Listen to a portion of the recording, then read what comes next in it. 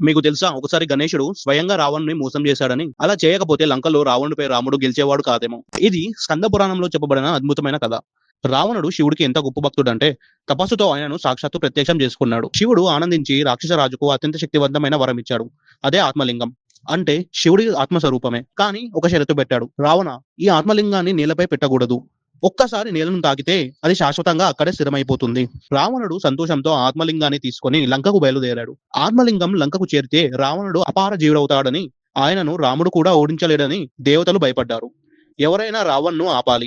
అప్పుడు అందరికీ గుర్తొచ్చిన పేరు గణేశుడు. అప్పుడు గణేశుడు ఒక చిన్న బాలుడిలా వేషం వేసుకొని రావణుడి మార్గంలో ప్రత్యక్షమయ్యాడు. సంధ్యావందనం చేసుకోవాలి. కానీ సంధ్యావందనం సమయంలో ఆత్మలింగాన్ని పట్టుకొని ఉండకూడదు. అప్పుడు రావణుడు ఆ బాలుడిని ఇలా అడిగాడు. బాలా, నేను పూజ చేయాలి.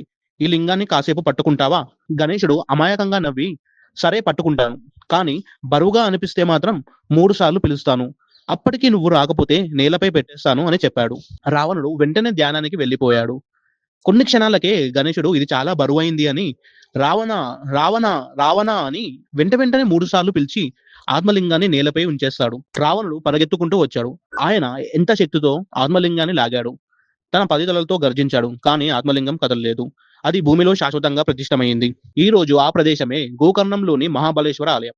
అక్కడే శివుడి ఆత్మలింగం శాశ్వతంగా ఉంది. ఇలా బాలగణేశుడు చాతుర్యం దేవతలను రక్షించింది. మరియు రాముడు రావణుడిపై విజయం సాధించడానికి మార్గం ఏర్పడింది. ఇలాంటి మరిన్ని దేవాలయ రహస్యాల గురించి సబ్స్క్రైబ్ చేసుకోండి.